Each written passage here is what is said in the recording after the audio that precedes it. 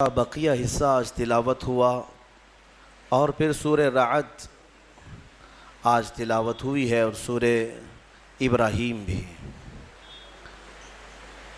عزیزان گرامی، سورہ رعد جو 13ویں پارے میں موجود ہے، فرمایا بزرگوں نے کہ کسی کے نزع کا وقت سخت ہو گیا ہو، سکرات کی تکلیف بڑھ گئی ہو، تو اس کے سرہانے کے پاس سورہ رعد کی تلاوت کریں۔ انشاءاللہ العزیز نزع میں آسانی ہوگی اور روح نکلنے میں اللہ تبارک و تعالی تخفیف فرما دے گا۔ سورہ رعد کی تلاوت آپ تمامی حضرات اس کو یاد رکھیں، کبھی کسی کے ہاں جانکنی کا وقت آ جائے، نزع کا وقت شدید ہو جائے تو یہ سورہ ضرور تلاوت کریں، اور یاسین پاک بھی ہے، یاسین شریف کی تلاوت بھی۔ بہرحال سورہ یوسف کا جو بقیہ حصہ تھا اس میں کچھ آیتیں یہ ہیں کہ رب تبارک و تعالی نے فرمایا، میں یہاں پر ہمارے معمولات کی بھی بات کر دوں کہ بحمدہ تعالی ہم جو بھی عقیدہ رکھتے ہیں یا جن چیزوں پر عمل کرتے ہیں وہ قرآن و حدیث سے ثابت ہوتا ہے۔ آپ نے کل سنا تھا سیدنا یعقوب علیہ السلام اپنے بیٹے یوسف علیہ السلام کی جدائی کے غم میں اتنا روئے کہ ان کی آنکھیں سفید ہو گئیں، یعنی آنکھوں کی بینائی چلی گئی۔ کافی عرصے کے بعد جب یوسف علیہ السلام سے ان کے سارے بھائیوں نے مصر میں ملاقات کی غلہ لینے کے لیے، تو یوسف علیہ السلام نے یہ کہا تھا جاؤ اپنے والد کو لکھتے آنا ساتھ میں، لیکن ساتھ میں حضرت یوسف علیہ السلام نے کیا کہا تھا، اذهبوا بقمیصی ھذا فالقوہ علی وجہ ابی، یہ میرا جبہ لیتے جانا اور میرے والد کے چہرے پر ڈال دینا۔ یوسف علیہ السلام نے اپنا جبہ دیا تھا اپنے بھائیوں کے ہاتھ میں کہ اپنے باپ کے چہرے پر اسے ڈال دینا۔ اب یہ جبہ لے کر کے جب چلے اور یعقوب علیہ السلام کے چہرے پر انہوں نے یوسف علیہ السلام کا جبہ ڈالا تو قرآن کہتا ہے فرتد بصیرا، ان کی کھوئی ہوئی بینائی واپس آ گئی۔ کس کی؟ یعقوب علیہ السلام کی، جو باپ ہیں۔ یوسف علیہ السلام کے جبے کا چہرے پر پڑنا تھا کہ بینائی آ گئی۔ میرے عزیزوں، یہی تو اہل سنت و جماعت کہتے ہیں کہ تبرکات میں تاثیر ہوا کرتی ہے۔ ہاں، اب یہاں سے اتنی بھی سمجھنے کی بات ہے کہ ایک نبی کا جبہ دوسرے نبی کو فائدہ دے سکتا ہے، تو نبی کی تبرک امتی کو کیوں نہیں فائدہ دے سکتے؟ نبی کا جبہ نبی کو فائدہ دے رہا ہے۔ یوسف علیہ السلام بھی نبی ہیں، یعقوب علیہ السلام بھی نبی ہیں۔ یوسف علیہ السلام کا جبہ اگر یعقوب علیہ السلام کو نفع دیتا ہے تو ہم گنہگاروں کو حضور پاک کے قدموں سے لگی مٹی کیوں نہیں نفع دے سکتی ہے؟ حضور پاک کے جسم اطہر سے مس کوئی لباس یا پھر آپ کا منہ مبارک ہمیں فائدہ کیوں نہیں دے سکتا؟ یقیناً ان تبرکات میں تاثیر ہے، برکت ہے۔ تو یہاں سے یہ ہمارے معمولات اہل سنت و جماعت سمجھ میں آتے ہیں۔ اچھا، اور دوسری بات، انبیاء کرام علیہ السلام کی اختیارات پر بھی جو ہم عقیدہ رکھتے ہیں وہ بھی سنیے۔ یوسف علیہ السلام کے بھائی ابھی جبہ لے کر کے گھر پہنچے بھی نہیں تھے، راستے میں تھے، تبھی یعقوب علیہ السلام کو اپنے بیٹے کی خوشبو آنے لگی۔ گھر میں کہتے ہیں انی لاجد ریح یوسف، اپنے گھر والیوں سے کہتے ہیں کہ میں یوسف کی خوشبو سونگھ رہا ہوں۔ ابھی وہ بھائی آئے نہیں، راستے میں ہیں، اور جبے کی خوشبو یوسف علیہ السلام کے یعقوب علیہ السلام کو آ رہی ہے۔ عزیزان گرامی، اور یہ مسافت کتنی تھی، کتنی دوری تھی جو جبہ ابھی موجود تھا جہاں راستے میں، اور یعقوب علیہ السلام، کئی 100 کلومیٹر کا فاصلہ تھا، ابھی کئی 100 کلومیٹر کا فاصلہ ہے، اور جبے کی خوشبو یعقوب علیہ السلام سونگھ رہے ہیں۔ میرے عزیزو، پھر اگر کوئی کہے نبی اپنے جیسے بشر تھے تو یہاں بیٹھ کر دلی کو سونگھ کے دکھاؤ، یہاں بیٹھ کر بنگلور کو سونگھ کے دکھاؤ، وہ نبی کے سونگھنے کی طاقت ہے کہ وہ ایک جگہ بیٹھے تو سینکڑوں میل دور تک دیکھ بھی سکتے ہیں، سونگ بھی سکتے ہیں۔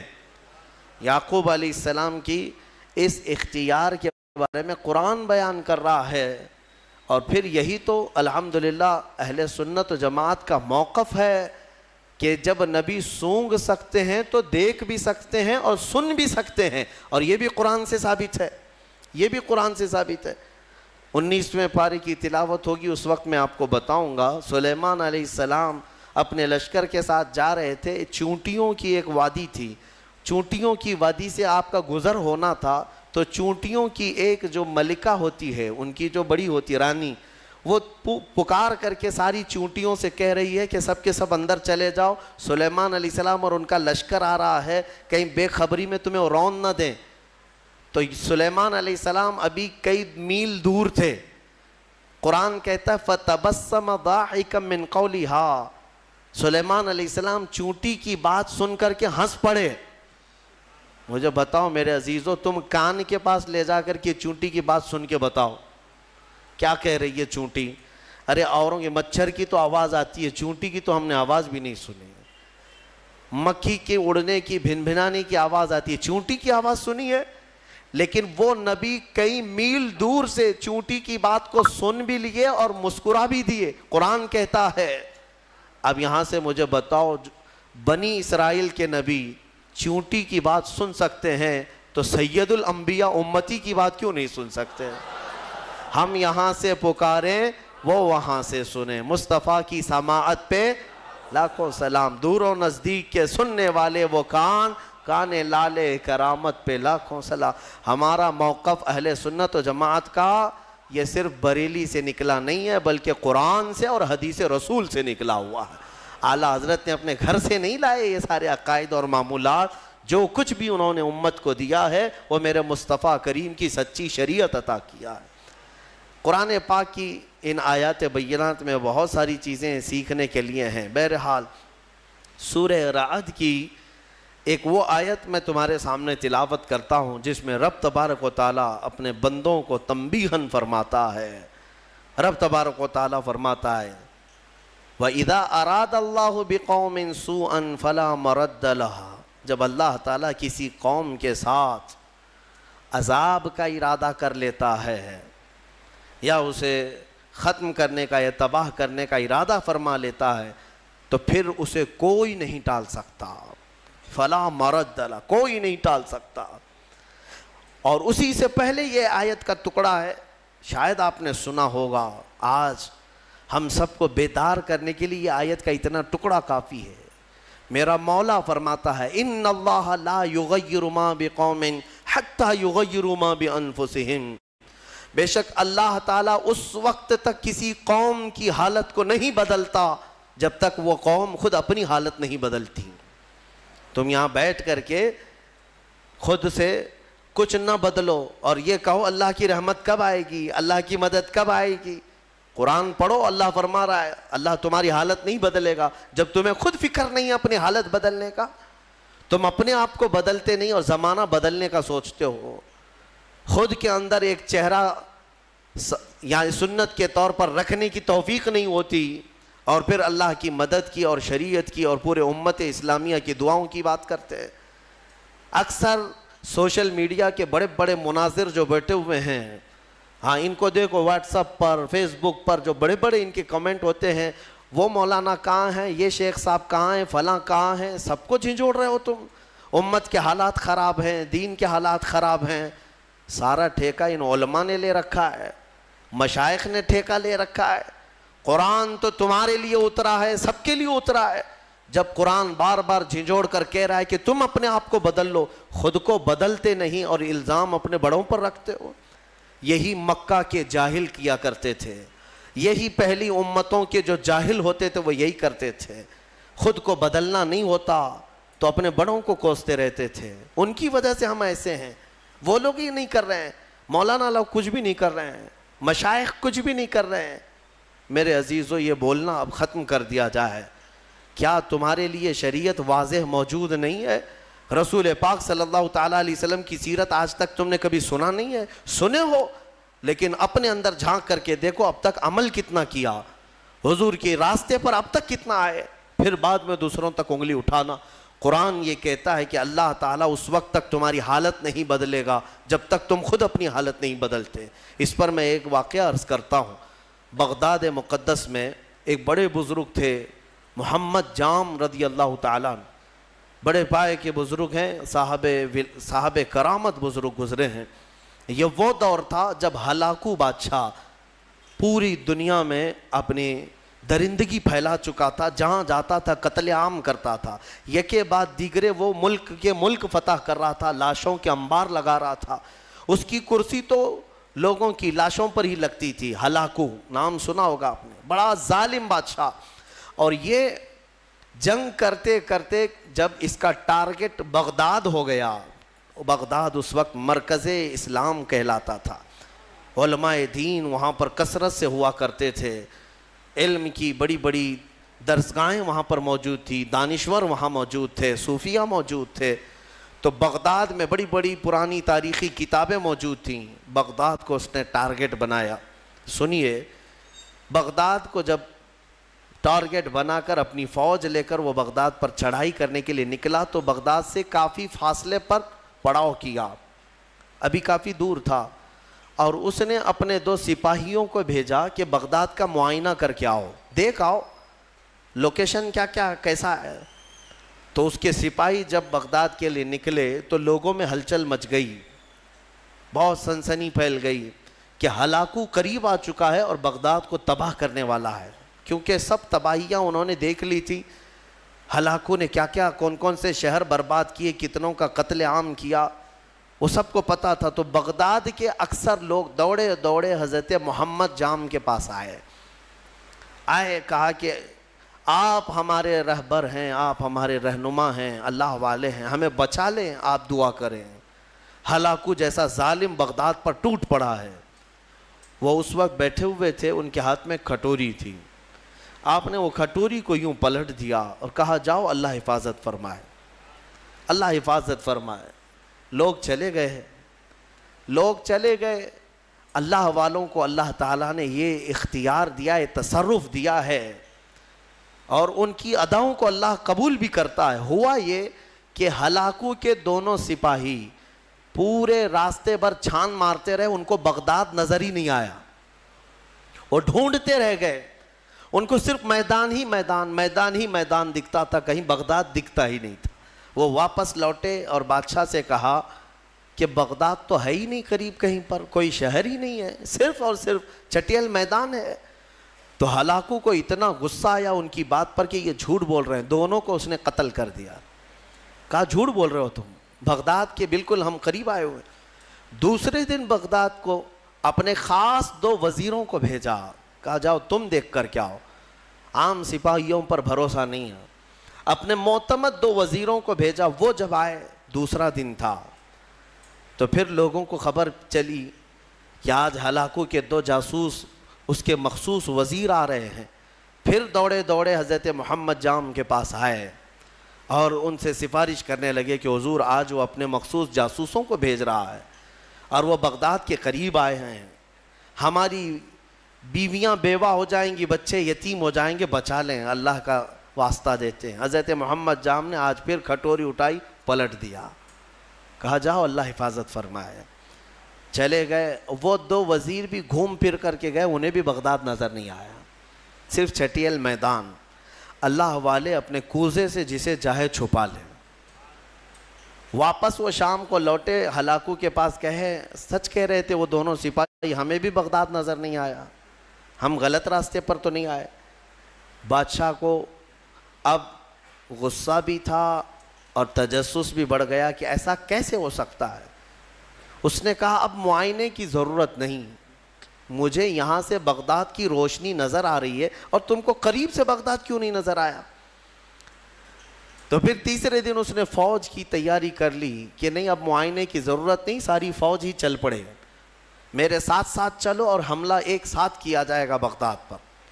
تیسرے دن صفیں لگ گئیں، ہلاکو اس کی سپہ سالاری کر رہا، سربراہی کر رہا تھا، اور جب بغداد کی طرف وہ طبل بجاتے ہوئے، نقارے بجاتے ہوئے نکلے، اب پھر بغداد والوں میں سراسیمگی پھیل گئی، اب یہاں پر دوڑ بھاگ، سارے ادھر ادھر کھلبلی مچ گئی. پھر دوڑے دوڑے حضرت محمد جام کے پاس آئے. مومنین کا ایک بڑا مجمع آیا، سب رونے لگے. کہا کہ حضور بچا لیں بغداد کو، یہاں امانتیں ہیں بزرگوں کی، یہاں مسلمانوں کا مرکز ہے، بچا لیں. حضرت محمد جام تیسرے دن ان کے ہاتھ میں کھٹوری تھی، وہ پلٹ رہے تھے، غیب سے ندا آئی کہ اے میرے بندے اب رک جاؤ، اب رک جاؤ. کب تک تم انہیں اس طرح سے بچاتے رہو گے؟ انہوں نے اب تک اپنی حالت نہیں بدلی، ان کو اپنی حالت پر چھوڑ دو. حضرت محمد جام کو حکم ہوا، غیب سے ندا آئی، انہوں نے وہ کھٹوری چھوڑ دی، نہیں پلٹا. پھر اس کے بعد ہوا یہ کہ ہلاکو بغداد میں داخل ہو ہی گیا اپنی فوج کو لے کر، اور ایسی تباہی مچائی، ایسی تباہی، اللہ کی پناہ. 1 مہینے تک بغداد میں صرف چیخ ہی چیخ تھی، آوازیں ہی آوازیں تھیں. جس طرف سے گزرتے لاشوں کا انبار تھا، گھر بار جلائے جا چکے تھے. اسلامی ذخیرہ جو لائبریریاں تھیں وہ جلا کر راکھ کر دی گئیں. دریائے دجلہ کا پانی پورا خون سے لال ہو گیا تھا، اور گھوڑے دوڑتے تھے بغداد کی گلیوں میں تو مسلمانوں کے خون سے گھوڑوں کے ٹاپ بھیگ جاتے تھے. اتنا قتل عام کیا، مسجدیں تخت و طاقت و تاراج ہو گئیں، وہاں کی بلند و بالا پرشکو عمارتیں تباہ و برباد کر دی گئیں، علماء کو قیدی بنایا گیا. نہ جانے کتنی تباہی ہوئی، اس کا بیان کرنا بیان سے باہر ہے. میرے عزیزو، یہ تباہی تاریخ کی داستان بن گئی. آج بھی تاریخ اٹھاؤ گے تو ہلاکو کے بغداد کی تباہی کی داستانیں تمہیں بہت جلی حرفوں میں نظر آئیں گی. لیکن کہنا یہ چاہتا ہوں کہ اس تاریخ میں چھپا ہوا یہ واقعہ ہمیں جھنجھوڑتا ہے. اللہ والے بھی، اولیاء کرام بھی اس وقت تک بچاتے رہتے ہیں جب تک تمہارے سدھرنے کی امید ہو. پھر ایک وقت ایسا آتا ہے کہ مولا تعالیٰ خود منع کر دیتا ہے کہ اے میرے محبوب بندو، ان کی حفاظت بھی مت کرو، ان کو اپنے حال پر چھوڑ دو، ان کو اپنے حال پر چھوڑ دو، کہیں وہ نوبت نہ آنے پائے، وہ وقت آنے نہ پائے. اے غیور مسلمانوں، میں تمہیں بیدار کرتا ہوں. اسی لیے زمانہ ماضی کے کچھ شاعروں نے یہ کہا تھا، جگہ جگہ کے تھک چکے ہیں تمہیں یہ ہنگامے، اٹھو نشاط لذت خواب گراں بدل ڈالو. ہاں، غلط روی سے منازل کا بعد بڑھتا ہے، مسافروں رویش کارواں بدل ڈالو. اٹھو وگرنہ حشر نہ ہوگا پھر کبھی، دوڑو کہ زمانہ چال اپنی چل گیا. آج تمہیں پتہ ہے تمہاری تباہی کے منصوبے، اس کے تانے بانے پورے بنے جا چکے ہیں، تمہارے خاتمے کی منصوبے مکمل کیے جا چکے ہیں، اور تم آپس میں یہاں گتھم گتھا ہو. تم یہاں پر اب تک اپنے تاش کے پتے چھوڑنے کو تیار نہیں. تمہارے شراب کی دکانیں بند نہیں ہو پاتی، تمہارے نشے کی عادتیں ختم نہیں ہو پاتی. کہاں گیا وہ غیور نوجوان؟ جب میرے آقا صلی اللہ تعالیٰ علیہ وسلم تنہا آواز دیتے تھے تو سہاگ رات چھوڑ کر کے حنظلہ جیسا جوان بھی میدان میں آتا تھا، اپنی آج کی دلہن کو چھوڑ کر نکل آتا تھا. کہاں گیا وہ ہمارا نوجوان؟ بوڑھے بھی اپنے وقت میں، تمہیں پتہ ہے بدر کی رات کو دوسرے دن جانا ہے، مدینے کے ایک گھر میں باپ اور بیٹے میں جھگڑا ہو رہا ہے. کس بات پر؟ بیٹا کہتا ہے میں رسول پاک کے ساتھ جاؤں گا، باپ کہتا ہے نہیں میں جاؤں گا. دونوں میں جھگڑا ہو رہا ہے، اور دونوں نے حضور پاک صلی اللہ تعالیٰ علیہ وسلم کے پاس شکایت کی کہ آقا آپ فیصلہ فرما دیں کون جائے گا. بیٹا کہتا ہے یہ باپ میرے بوڑھے ہو چکے ہیں، انہیں گھر سنبھالنے دیں. بوڑھے کہتے ہیں نہیں میرا حق زیادہ ہے، میں عمر والا ہوں، اس کا تجربہ کم ہے، میں آپ کے ساتھ جاؤں گا. یہ کھیلنے کے لیے مقابلہ نہیں ہو رہا ہے، جان دینے کے لیے مقابلہ ہو رہا ہے، گردنیں لے کر کے نکلنے والا ہے. حضور پاک نے فرمایا قرآن اندازی کر لو، قرآن اندازی کر لو، نام نکالو. قرآن اندازی کی گئی تو بیٹے کا نام نکلا. باپ نے کہا میں یہ قرآن نہیں مانوں گا، اور ایک بار قرآن کرو. دوبارہ قرآن اندازی کی گئی، پھر جوان بیٹے کا نام نکلا. میرے مصطفیٰ کریم صلی اللہ علیہ وسلم نے فرمایا اس بوڑھے صحابی سے، کہا آپ گھر بیٹھ جائیں، آپ کا یہ لال، آپ کا یہ جوان میرے ساتھ چلے گا. جانتے ہیں حضور کے اس فرمان کے بعد وہ بوڑھے صحابی دھاڑے مار کر رونے لگے، یا ویلا یا ویلا، اے اللہ یہ کتنی بری حالت ہے میری کہ میرے بڑھاپے نے مجھے مصطفیٰ سے دور کر دیا. اگر میں بوڑھا نہ ہوتا تو آج چلا گیا ہوتا. وہ جذبہ کہاں چلا گیا ہمارا؟ وہ جوش کہاں چلا گیا؟ وہ ولولہ کہاں گیا؟ تم بدلتے نہیں اور پوری دنیا میں بیٹھ کر تسبیح کے دانے گھما کر اور تم کہتے ہو اللہ کی رحمت آ جائے, اللہ کی مدد آ جائے. یاد رکھو یہ سنت کے خلاف ہے, سنت کے خلاف ہے. میں خود اپنے آپ پر کبھی کبھار کوستا ہوں کہ ہاں ٹھیک ہے, اللہ تعالیٰ نے ایک منبر دیا یا آواز دی تو میں جو بول سکتا ہوں بول رہا ہوں.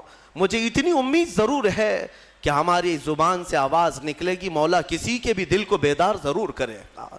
بیدار تو ہوں گے, لیکن ساتھ میں مجھے اس بات کا افسوس ہوتا ہے کہ آج ہمارے حالات ایسے ہیں کہ کمرے میں بیٹھ کر ڈسکس کر رہے ہیں, واٹس ایپ پر بیٹھ کر چیٹنگ کر رہے ہیں, ایک جگہ کی دوسرے جگہ کی ویڈیو وائرل کرتے ہیں کہ دیکھو فلاں جگہ ایسی آتنک مچائی جا رہی ہے, ایسے کیا جا رہا ہے. یہ سارا کا سارا انتظام تو تم واٹس ایپ پہ کر رہے ہو, تمہاری ساری تیاری تو صرف فیس بک پہ ہے.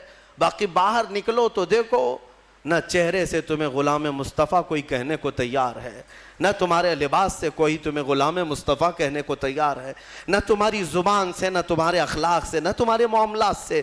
غلام مصطفیٰ وہ ہوتا تھا کہ وہ راستے پر چلے تو اس کا رعب ایسا طاری ہوتا ہے کہ اچھے اچھوں کی آنکھیں نیچے گر جائیں, آنکھیں نیچے ہو جائیں.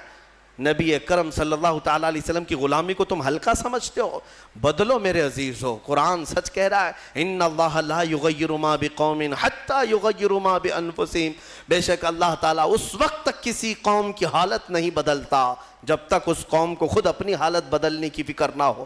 اسی لیے اقبال نے کہا تھا, قوت فکر و عمل پہلے فنا ہوتی ہے, پھر کسی قوم کی شوکت پہ زوال آتا ہے, پھر کسی قوم کی شوکت پہ زوال آتا ہے. ہماری شوکت, ہماری شان, ہماری بان پر جو آج زوال آیا ہے, اس سے پہلے ہمارے سوچ و بچار اور ہمارے عمل کی قوت فنا ہو گئی ہے.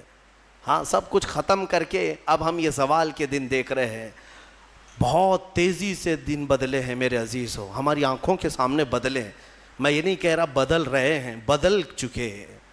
آج سے صرف 10 سال پہلے جاؤ, آج سے صرف 5 سال پیچھے بھی جاؤ, جو حالات تھے وہ آج بہت تیزی سے بدل چکے ہیں.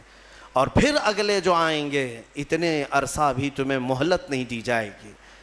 دشمن گھات لگا کر اپنی کمین گاہوں سے تمہاری طاق میں ہے. اسی لیے میں نے کل بھی ایک جملہ کہا تھا کہ نشیمن سے دھواں اٹھتا ہے اور تم کہتے ہو ساون ہے. گھر میں آگ لگی ہے اور دھواں نکل رہا ہے اور تم کہہ رہے ہو ساون کا موسم چل رہا ہے.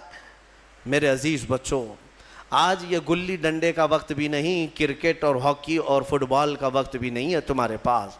تمہارے ہاتھوں میں قرآن عظیم آ جانا چاہیے, تمہاری زبانوں پر اب منغمات مصطفیٰ آ جانا چاہیے. تم پوچھو گے اس سے ہوگا کیا, تمہیں پتہ نہیں کیا ہوگا, تمہیں اندازہ بھی نہیں ہے. قرآن کی ایک آیت اگر مولا پہاڑوں پر نازل کرے تو وہ ریزہ ریزہ ہو جائیں گے, وہ ریزہ ریزہ ہو جائیں گے. کیا قرآن پر یقین نہیں ہے تمہیں؟ اللہ نے فرمایا لو انزلنا هذا القرآن على جبل لرأيته خاشعا متصدعا من خشیۃ اللہ. اگر ہم یہ پہاڑوں پر نازل کرتے تو تم دیکھتے کہ اللہ کی خشیت سے یہ ریزہ ریزہ ہو جاتے. آج تمہارے ہاتھوں میں اگر قرآن آ جائے اور تمہارے سینے میں بس جائے, پھر دیکھنا قرآن کی اس طاقت کو لے کر جس راہ سے گزرو گے دشمن ریزہ ریزہ ضرور ہوں گے, ضرور ہوں گے. آج تمہارے پاس جو طاقت ہے, قوت ہے, وہ قرآن ہے اور عشق مصطفیٰ ہے. اور عشق مصطفیٰ نعروں سے نہیں. ہاں آپ یہی کہیں گے کہ ہم تو عاشقان مصطفیٰ ہیں, ہم میلاد بھی مناتے ہیں, نعتیں بھی پڑھتے ہیں, نعرے بھی لگاتے ہیں سب. اگر نعرے لگانا اور نعت مصطفیٰ پڑھنا ہی عشق مصطفیٰ کی علامت ہوتی تو نہ بدر ہوتی, نہ احد ہوتا, نہ خندق ہوتی, نہ حنین, کچھ نہیں ہوتا. سب صحابہ بیٹھ کر مسجد نبوی میں ہی نعرے لگاتے, سب دشمن فنا ہو جاتے. ایسا نہیں ہے. پہلے میدان میں اپنے عمل کے ساتھ اترو, اپنے عمل کے ساتھ اترو. ہاں تم حضور پاک صلی اللہ تعالیٰ علیہ وسلم کے عاشق ہو تو عمل کے ساتھ آؤ, تم اپنے آپ کو بدلو. قرآن کی اس محکم آیت کے بارے میں آپ سے کہہ رہا ہوں, اللہ نے سچ فرمایا اس وقت تک وہ حالت نہیں بدلے گا جب تک تم اپنی حالت نہیں بدلتے. اب حدیث سنو, میرے آقا صلی اللہ علیہ وسلم فرماتے ایک بندہ اگر اپنے آپ کو بدلنا چاہے, کتنا ٹائم لگنا چاہیے بدلنے میں آپ کو؟ کب تک؟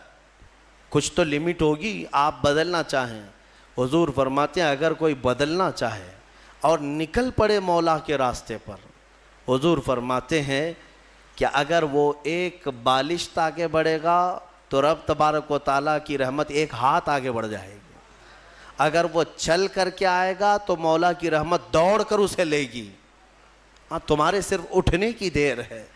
تم نے بنی اسرائیل کے اس شخص کے بارے میں سنا نہیں؟ حدیث پاک میں, صحیح حدیث پاک, جس نے 100 لوگوں کا قتل کیا تھا, 100 لوگوں کا قتل کیا اور توبہ کے ارادے سے وہ نکلا. اسے ایک عالم دین نے بتایا کہ جاؤ بیت المقدس کی طرف, اللہ کے گھر کی طرف, تم جاؤ وہاں توبہ کرو, اللہ تعالیٰ تمہاری توبہ قبول کرے گا. وہ اپنے گھر سے نکلا, بیچ راستے میں اس کا انتقال ہو گیا. توبہ کرنے کی مہلت بھی نہیں آئی, ابھی اس جگہ پہنچا بھی نہیں تھا. یہ صرف اور صرف نکلا ہے اپنے آپ کو بدلنے کے لیے, اور بیچ میں موت بھی آ گئی. اور حدیث پاک میں عذاب کے اور رحمت کے دونوں فرشتے آئے. عذاب کے فرشتے جہنم میں لے جانے کے لیے, رحمت کے فرشتے جنت میں لے جانے کے لیے. کیوں؟ دونوں یہ کہہ رہے تھے, عذاب والے کہ یہ 100 قتل کر چکا ہے, گنہگار ہے. رحمت والے کہتے نہیں, توبہ کی نیت سے نکلا تھا, صاف ہو رہا تھا. جبرائیل امین کو حکم بنا کر اللہ نے اتارا کہ دیکھو ان دونوں کے درمیان فیصلہ کرو. کیسے فیصلہ؟ اس کے گھر سے بیت المقدس تک کی زمین ناپو, یہ جہاں گرا ہے دیکھو, اگر بیت المقدس سے قریب ہے تو جنت والے لے جائیں, اگر دور گرا ہے تو دوزخ والے لے جائیں. ناپا گیا تو برابر بیچوں بیچ وہ انتقال کر کے گرا ہے, بیچوں بیچ, ادھر بھی برابر ہے ادھر بھی برابر ہے. اب کیا فیصلہ کیا جائے؟ دونوں جگہ کی مسافت سیم ہے.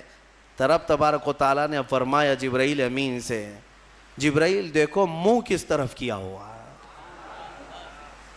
دیکھا گیا کہ وہ بیت المقدس کی طرف, اور ایک حدیث میں اللہ والوں کی بستی کی طرف منہ کیا ہوا تھا جب مرا ہوا تھا. رب تعالیٰ نے فرمایا رحمت والوں کو دے دو, رحمت والوں کے حوالے کر دو, اسے جنت لے جائیں. بدلنا چاہو تو مولا تعالیٰ اتنا تیز تمہیں بدل دیتا ہے, اور نہیں بدلنا چاہو تو تمہیں اسی طرح چھوڑ دیتا ہے. تو کچھ تو ہونی چاہیے ہمارے اندر احساس بدلنے کا. صرف اور صرف اگر کسی کو ایسا لگتا ہے کہ تقریریں سننا یہ ایک انٹرٹینمنٹ ہے, تو میں کہتا ہوں یہ سننا بھی چھوڑ دو. اگر علماء کی تقریریں یا ہمارے بیانات سنتے ہو تو تمہاری زندگی میں انقلاب آنا چاہیے, تبدیلی کا مزاج پیدا ہونا چاہیے کہ کل تک میری نمازیں قضا ہوتی تھی, آج میں نماز کی پابندی کر لوں, اسی لیے کہ مجھے کل قیامت کے دن حساب دینا ہے.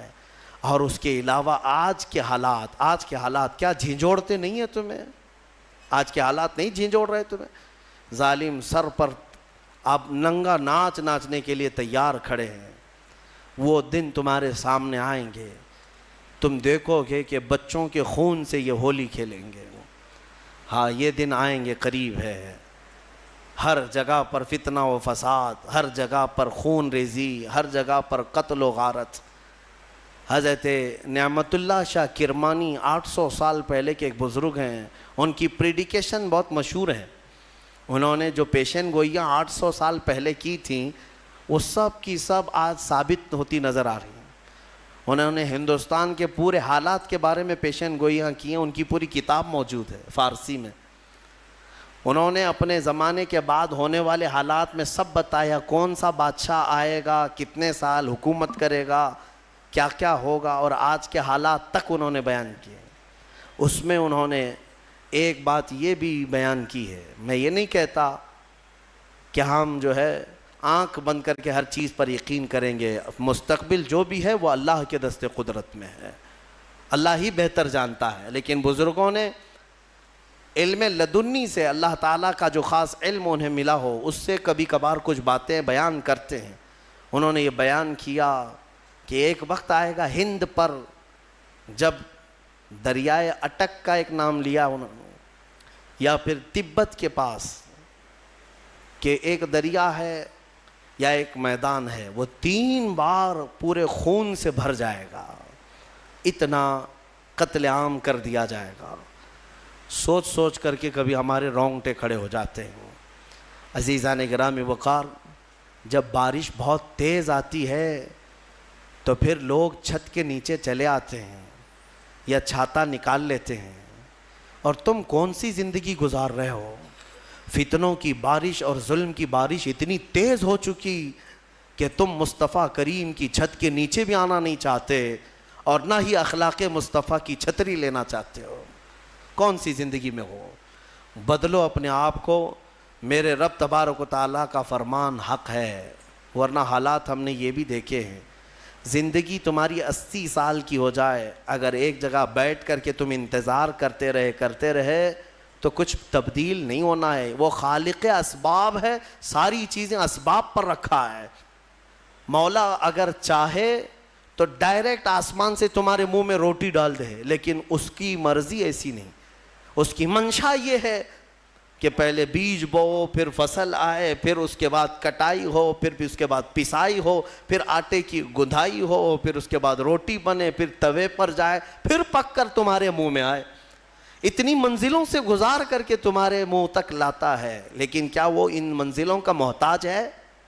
وہ ڈائریکٹ تمہیں رزق کھلا سکتا ہے، لیکن اس نے پوری کائنات کو اسباب پر رکھا ہے۔ اس لیے میں تمہیں سمجھا رہا ہوں کہ صرف اور صرف تم اس یقین پر نہیں رہنا کہ ہم ان کا دامن پکڑیں، ان کا دامن پکڑیں، سب ہو جائے گا۔ دامن پکڑے رہو لیکن حرکت بھی کرتے رہو۔ ہاں، بغیر حرکت کیے، مثال کے طور پر سمندر میں آپ تیر رہے ہو، چاہے اچھے سے اچھے تیراک کا دامن پکڑے رہو اور اپنے ہاتھ پیر ڈھیلے چھوڑ دو، اس کو بھی لے جاؤ گے تم، اس کے لیے کیا ہو جاؤ گے؟ میرے عزیزو، آپ اپنے ہاتھ پیر تو چلاؤ، عمل کے میدان میں آپ خود تو آؤ۔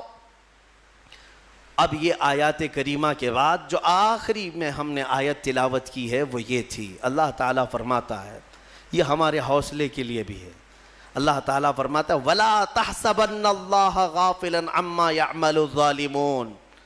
لوگوں، ہرگز یہ گمان مت کرنا کہ اللہ ظالموں کے کاموں سے بے خبر ہے۔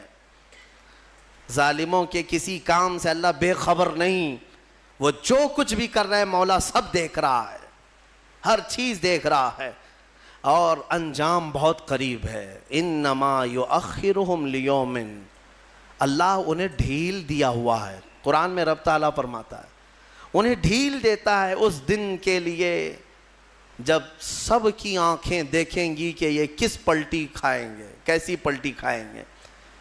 اب میں یہاں پر بھی یہی کہوں گا کہ ظالم جس قدر بھی ظلم کر لیں، ایک وقت آئے گا جب میرے مولا کی پکڑ ہوگی۔ چنگیز نہیں بچا، ہلاکو نہیں بچا، فرعون، قارون، شداد، حامان، ابو جہل، ابو لہب، یہ سب اپنے ظلم کی داستان لکھ کر کے چلے گئے، ان کے نشانات نہیں رہے، تو فی زمانہ ہمارے زمانے کا بھی کوئی ظالم زندہ نہیں رہے گا۔ رب تبارک و تعالیٰ کی پکڑ آئے گی۔ یہ اور بات ہے کہ ایک بڑے بزرگ نے لکھا ہے، وہ بہت اچھی لگی مجھے بات، فرمایا کہ اگر اللہ تبارک و تعالیٰ کسی قوم سے ناراض ہو، اللہ کسی قوم سے ناراض ہو تو سزا کے طور پر انہیں حاکم ظالم دے دیتا ہے۔ ظالم حاکم ہی اس قوم کی سزا ہے۔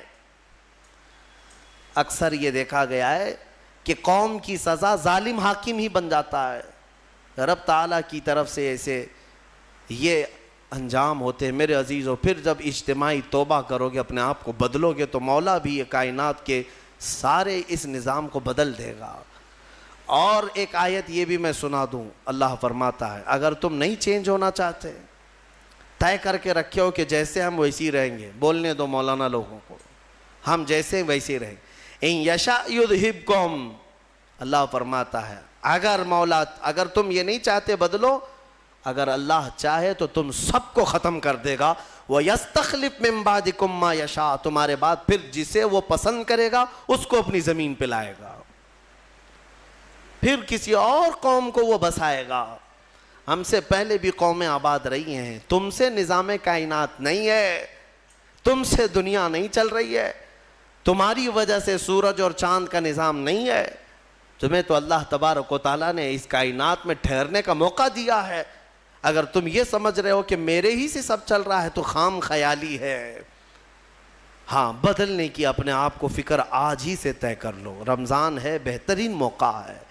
اللہ رب العزت کو گواہ بناؤ، میرے مصطفیٰ کو حاضر و ناظر مان کر ان کے دربار میں یہ کہہ دو ایک بار میرے آقا کو شاہد مانتے ہو، میرے آقا کو حاضر مانتے ہو، میرے آقا کو ناظر مانتے ہو، تو پھر ان کے سامنے ہاتھ جوڑ کر کے یوں کہو میں مجرم ہوں آقا مجھے ساتھ لے لو، میں مجرم ہوں آقا مجھے ساتھ لے لو، کہ رستے میں ہیں جا بجا تھانے والے، چمک تجھ سے پاتے ہیں سب پانے والے، میرا دل بھی چمکا دے چمکانے والے، برستا نہیں دیکھ کر ابر رحمت، ہم بدوں پر بھی برسا دے برسانے والے. ایک میں کیا میرے عصیاں کی حقیقت کتنی، مجھ سے 100 لاکھ کو کافی ہے اشارہ تیرا. یا رسول اللہ تو جو چاہے تو میل میرے دل کے دھلیں، کہ خدا دل نہیں کرتا کبھی میلا تیرا. یا رسول اللہ تیرے ٹکڑوں پہ پلیں، غیر کی ٹھوکر پہ نہ ڈال، جھڑکیاں کھائیں کہاں چھوڑ کے صدقہ تیرا. گندے نکمے کمی مہنگے ہیں کوڑی کے 3، کون ہمیں پالتا تم پہ کروڑوں درود. اور بے ہنر و بے تمیز کس کو ہوئے ہیں عزیز، ایک تمہارے سوا تم پہ کروڑوں درود. کر کے تمہارے گناہ مانگے تمہاری پناہ، اور تم کہو دامن میں آ تم پہ کروڑوں درود. بخش دو جرم و خطا تم پہ کروڑوں درود. گرچہ ہیں بے حد قصور تم ہو عفو و غفور، گرچہ ہیں بے حد قصور تم ہو عفو و غفور. بخش دو جرم و خطا تم پہ کروڑوں درود. رزق کے قاسم ہو تم، خلق کے حاکم ہو تم، جو ملا تم سے ملا تم پہ کروڑوں درود. یا رسول اللہ تم ہو حفیظ و مغیث، کیا ہے وہ دشمن خبیث. تم ہو حفیظ و مغیث، کیا ہے وہ دشمن خبیث. تم ہو تو پھر خوف کیا تم پہ کروڑوں درود. بس یہ اعلیٰ حضرت نے ہمیں سکھایا ہے، یہ اعلیٰ حضرت نے ہمیں سکھایا ہے.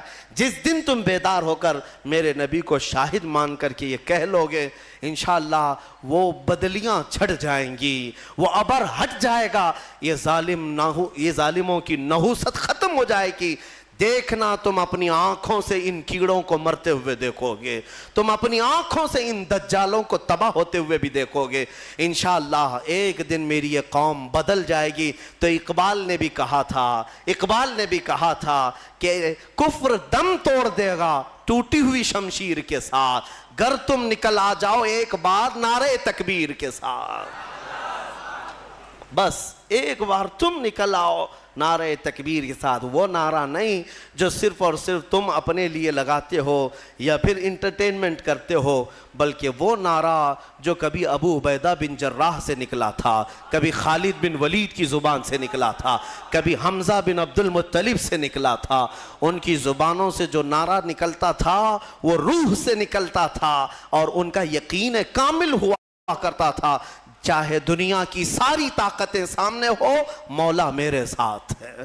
انشاءاللہ العزیز وہ وقت تبدیلی کا ان قریب آئے گا. مجھے امید ہے امام مہدی کو ابھی آنا ہے، عیسیٰ علیہ السلام کو ابھی اترنا ہے، اور پوری دنیا میں اسلام کا پرچم ابھی لہرانا باقی ہے. میرے آقا نے فرمایا ہے اس وقت تک قیامت نہیں آئے گی جب تک پوری دنیا کا دین صرف اور صرف اسلام ہی رہے گا، صرف اسلام رہے. اور میرے آقا نے فرما دیا تو میں کہتا ہوں زمین ٹل جائے گی، زمانہ ٹل جائے گا، میرے مصطفیٰ کا فرمان کبھی نہیں ٹلے گا. وہ ہو کر رہنا ہے. لیکن اس سے پہلے جو یہ حالات پیدا ہو رہے ہیں اس کے لیے میں ضرور کہوں گا تم اٹھو بیدار ہو جاؤ.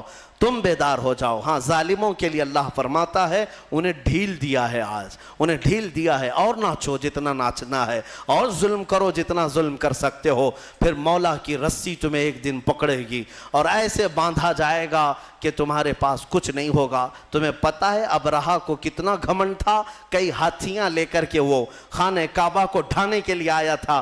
مکہ والوں کی طاقت نہیں تھی مقابلہ کرنے کی. مولا کریم نے چھوٹی چھوٹی چڑیوں سے ایسا تباہ کیا کہ قرآن کہتا ہے کعصف مأکول. وہ بادشاہ ابرہا اور اس کی فوج ایسے دکھتے تھے جیسے کسی نے مرغی چھیل کر کے کھا کر کے چھوڑا ہوا ہو. جیسے کوئی مرغی کھا کر گوشت کھا کر کے ہڈیاں چھوڑ دیتا ہے. پوری فوج کی درگت ایسی بنی ہوئی تھی، ہلاک و برباد ہو کر کھائے ہوئے مرغیوں کی طرح نظر آتے تھے. وہ دن آئے گا جب یہ سارے کیڑے مکوڑوں کی بھی اللہ وہی حالت بنائے گا. شرط یہی ہے کہ تم مصطفیٰ کریم کی غلامی میں آ جاؤ. ایک بار تم اپنے آپ کو بدل لو اور تمہاری آنکھوں سے بھی نظر آنے لگ جائے, تمہارے چہرے سے بھی نظر آنے لگ جائے, تمہارے لباس سے بھی, تمہارے اخلاق سے بھی نظر آنے لگ جائے کہ یہ رہتا یہاں پر ہے لیکن بدن میں خوشبو مدینے کی آیا کرتی ہے. ہاں میرے عزیزو, ہونا یہی چاہیے کہ تمہیں دیکھ کر کے سامنے والے کو ایسا محسوس ہونے لگے اب تو میرے آقا کو مجھے دیکھنا ہے. یہ غلام اس قدر خوبصورت ہے تو اس کا آقا کتنا خوبصورت ہوگا. یہ کیفیت جب پیدا ہو جائے گی انشاءاللہ فتح تمہارے مقدر میں ہے. اللہ کریم کہنے سننے سے زیادہ عمل کی توفیق عطا فرمائے. مولا ہمیں ہمارے حالات بدلنے کی توفیق عطا فرمائے. اے رب ذوالجلال, ہم تیرے دربار میں سچے دل سے توبہ کرتے ہیں. اس رمضان کی برکت سے ہم سب کی توبہ کو قبول فرما. دیکھ مولا, ہم سب تیری طرف بڑھنے کے لیے نکل پڑے, اپنے گھروں سے تیرے گھر تک آ چکے. مولا اب تو اپنے گھر سے ہمیں واپس نہ لوٹا, اسی گھر کا بنا دے اور تیرا اپنا محبوب بندہ ہمیں بنا دے. اے مولا ہمیں قوت حیدری عطا فرما, بازوئے خالد عطا فرما. اے رب ذوالجلال شجاعت صلاح الدین عطا فرما تاکہ تیرے حبیب پاک کی امت پر آئے ہوئے ان مصائب کا ہم ڈٹ کر کے مقابلہ کر سکیں. اے کریم خدا ہماری ایمان میں قوت اور شجاعت عطا فرما, ہم سب کو ثابت قدمی عطا فرما. مولا ہماری قوم کے بچوں کو, جوانوں کو, بوڑھوں کو, ہمارے علماء کو, مشائخ کو بزدلی سے نجات عطا فرما دے, بزدلی سے آزاد فرما دے. مولا جب تک جئیں سر اٹھا کر تیرے حبیب کی غلامی میں جئیں, اور جب موت کا وقت آئے تو مولا تیرے نعروں کے ساتھ ہمارا لاشا اٹھایا جائے. وآخر دعوانا الحمدللہ رب العالمین.